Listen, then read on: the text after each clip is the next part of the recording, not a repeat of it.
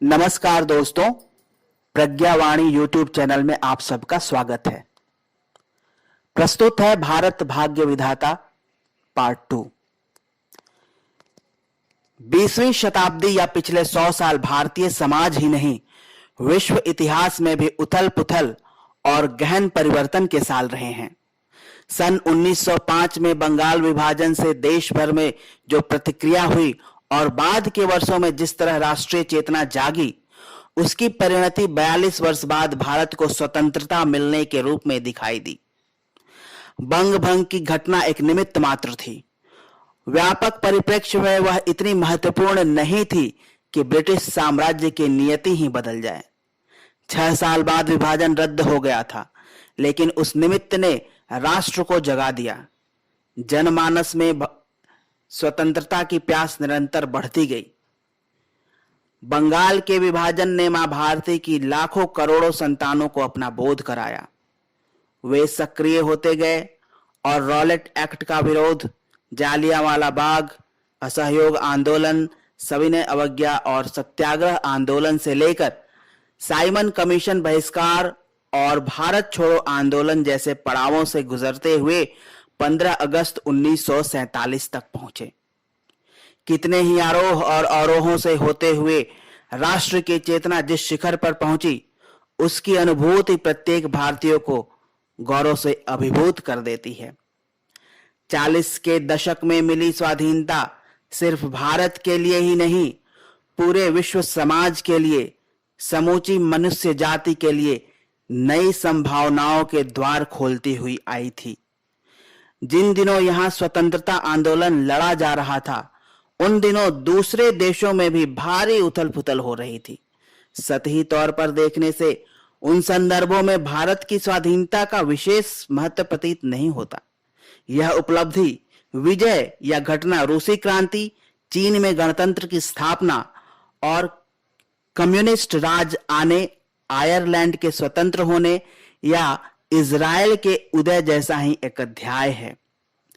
इतिहास के हजारों पृष्ठों में कुछ गिने चुने पन्ने हैं जो हिमालय से समुद्र तक फैले भूभाग की घटनाओं को सहज प्रवाह में अपने भीतर समेटे हुए है। सतही तौर पर तो भारत की स्वतंत्रता और भी सामान्य घटना थी। उस दृष्टि से देखने वालों के लिए यह उपलब्धि राष्ट्र के अपने पुरुषार्थ पराक्रम के बल पर नहीं, बल्कि वैश्विक परिस्थितियों के दबाव से अनायास ही मिली जानी जाती है। दूसरे महायुद्ध में ब्रिटेन जर्जर हो गया था। वह भारत पर शासन करने में अक्षम हो चला था। वहां की आर्थिक, राजनैतिक और सामाजिक स्थिति इस योग्य नहीं थी कि भारत जैसे उपनिवेश पर शासन कर सके। अपनी व्यवस्थाओं और दबावों के चलते ब्रिटेन ने मजबूरी में भारत को स्वतंत्रता दी। वह अक्षम नहीं हो रहा होता या वहां के शासकों में इतिहास विवेक नहीं आता, तो भारत बाद के वर्षों तक संभव है अभी तक पराधीन ही रहता, क्योंकि आंदोलनों, प्रदर्शनों और धरनों के सिवा यहां की जनता ने कोई जुझारूपन नहीं दिखाया था। लड़ झगड़ कर या संघर्ष की राह पर चलते हुए स्वतंत्रता अर्जित करना न तो यहां के स्वभाव में था और न ही सामर्थ्य के भीतर। निश्चित ही स्वतंत्रता या क्रांतिकारी परिवर्तनों के लिए कीमत चुकानी पड़ती है। संयुक्त राज्य अमेरिका को अपनी स्वतंत्रता के लिए 1 वर्ष तक 1000 वर्ग मील क्षेत्र में अंग्रेजों से सतत संघर्ष करना पड़ा। 5 वर्ष तक इस युद्ध की तैयारियां हुई और युद्ध में सभी वर्ग के लोगों ने हिस्सा लिया। किसानों ने खेती के काम आने वाले औजार गलाकर हथियार बनाए। स्वतंत्रता के पुत्र नामक संस्था में उनके साथ मजदूर, गुलाम, पादरी, वकील और सरकारी कर्मचारी भी शामिल हुए। लोकतंत्र की स्थापना के लिए 18वीं शताब्दी में फ्रांस के लोगों ने 7 साल तक विभिन्न मोर्चों पर लड़ाइयां लड़ी। आर्थिक, प्रशासनिक, राजनैतिक और सामाजिक टकरावों में आसपास के देशों ने भी अवरोध उत्पन्न किए और संघर्ष को पेचीदा बनाया। फ्रांस की राज्य क्रांति ने वहां के नायक नेपोलियन बोनापार्ट को भी धूल चटा दी। इतिहास के विद्यार्थी जानते हैं कि कमोबेश 12 साल तक चली भीषण उलटफेर ने फ्रांस को एक मुकाम पर पहुंचाया। उस सतत संघर्ष ने वहां समानता, स्वतंत्रता और बंधुत्व के मंत्र को संभव करने योग्य दिशा दी। भारत को अपनी स्वतंत्रता के लिए न तो अमेरिका जैसा युद्ध लड़ना पड़ा और न ही लोकतंत्र के लिए फ्रांस की तरह वर्षों युद्ध की आग में जलना पड़ा। इन देशों ने जिस राज्य या प्रभु देश के विरुद्ध युद्ध छेड़ा था वह ब्रिटेन ही था। फ्रांस की जनता ने ब्रिटेन के अलावा अपने यहाँ के शासकों से भी लोहा लिया। उनके सामने दोहरी चुनौतियां थीं और दोनों मोर्चों पर उन्हें भारी बलिदान देना पड़ा। सन 1911 में चीनी राज्य क्रांति और वर्षों की उथल पुथल के बाद जनवादी सरकार की स्थापना, रूसी क्रांति और जापान में राष्ट्रवाद के उदय जैसे अध्याय भी वहां के लोगों ने अपने रक्त से लिखे। हजारों लाखों लोगों ने इन परिवर्तनों के लिए अपना उत्सर्ग किया होगा। पहले और दूसरे विश्व युद्ध में Germany, Italy, Australia, Spain, Poland आदि देशों को वहां चले संघर्षों ने लगभग ध्वस्त कर दिया था। उस ध्वंस को झेलने और वापस उठ खड़े होने में इन देशों को जैसे कठिन प्रयत्न और संघर्ष करने पड़े, उनकी तुलना में भारतीय जनता ने कुछ खास बलिदान नहीं किए। जिन क्रांतिकारियों और बलिदानियों ने भारत को स्वतंत्र करने के लिए संघर्ष की राह चुनी, उनके उत्सर्ग को जरा भी कम करके नहीं आंका जाए। लेकिन यह सत्य है कि 20वीं सदी का भारत औपचारिक संगठनों, थोड़े से असहयोग विरोध और शासकों तथा भारतीय नेताओं की सौहार्द पूर्ण वातावरण में हुई वार्ताओं के चलते ही मुक्त हो गया। निश्चित ही दूसरे महायुद्ध के दबाव और ब्रिटेन की जर्जर स्थिति भी कारण होंगे, लेकिन 1947 के बाद भी ब्रिटेन की हालत वैसी ही थी। बाद के 40 वर्षों में कम से कम 2 दर्जन देशों ने अपने भाग्य भविष्य का निर्धारण किया। उस निर्धारण के लिए संबंधित देशों को अपना अस्तित्व दांव पर लगाना पड़ा। साधारण प्रयत्नों या आंदोलनों, प्रदर्शनों, धरनों, बहिष्कार जैसे कोमल संघर्ष से ही भारत को स्वतंत्रता क्यों मिल गई? यहाँ के नागरिकों को दूसरे देशों की तरह उत्सर्ग क्यों नहीं करने पड़े?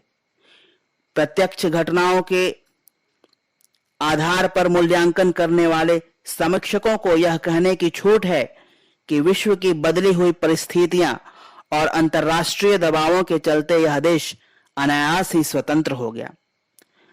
अंतर्दृष्टि रखने वाले, सूक्ष्म जगत में होने वाली हलचलों को अपनी शुद्ध और सिद्ध चेतना से समझने की क्षमता रखने वाले सिद्ध जनों की दृष्टि कुछ और ही देखती है।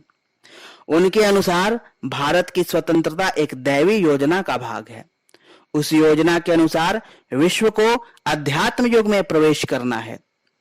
नए युग में यह प्रवेश भारत के नेतृत्व में ही संभव होगा, क्योंकि उसके पास संसार को देने के लिए एक विलक्षण संदेश है। वह मनुष्य जाति को नई दिशा देने की सामर्थ्य रखता है। भारत की स्वतंत्रता ईश्वरीय योजना का एक भाग है, तो यह देश पराधीन क्यों हुआ? इसका उत्तर देते हुए श्री अरविंद ने अपने पत्र वंदे मातरम के अप्रैल 1908 के अंक में लिखा था, हिंदुस्तान में इंग्लैंड का समय समाप्त हो चुका है। भगवान की इच्छा थी कि कुछ समय के लिए इंग्लैंड भारतवर्ष पर राज करे। सारी दुनिया यह देखकर चकित रह गई कि अंग्रेजों ने कितनी आसानी से सारे देश को हथिया लिया। लोगों ने सोचा कि यह अंग्रेजों की अप्रतिम प्रतिभा के कारण, उनके असामान्य गुणों के कारण संभव हो सका है। इंग्लैंड ने इस मान्यता को खूब बढ़ावा दिया और इससे लाभ उठाया। सच्ची बात तो यह है कि इंग्लैंड ने भारतवर्ष को कभी जीता नहीं। उसे क्यों और कैसे का पता लगे, उससे पहले ही भारत को उसके हाथों में सौंप दिया गया। सामान्यतः जिन लोगों ने इंग्लैंड के लिए काम किया, कुछ अपवादों को छोड़कर वे बहुत छोटे आदमी थे। भागवत कृपा के बिना वे यूरोप में या कहीं और इतिहास में अपने लिए कोई स्थान नहीं बना पाते। भारत को हराने का सेहरा न तो जीतने वालों की विशेष प्रतिभा या क्षमता के सिर बांधा जा सकता है और न ही परतंत्र जाति की दुर्बलता को इसके लिए जिम्मेदार ठहराया जा सकता है। यह इतिहास का एक ऐसा चमत्कार है जिसकी व्याख्या नहीं की जा सकती।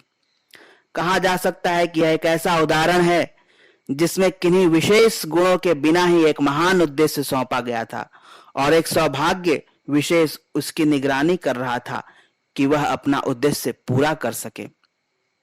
यह उद्देश्य पूरा होते ही भगवान का वह देवदूत जो इंग्लैंड की रक्षा करने के लिए उसके साथ खड़ा है और हाथ के इशारे से आने वाली सभी कठिनाइयों और विपदाओं को दूर कर देता है, उसकी ढाल नहीं बनेगा।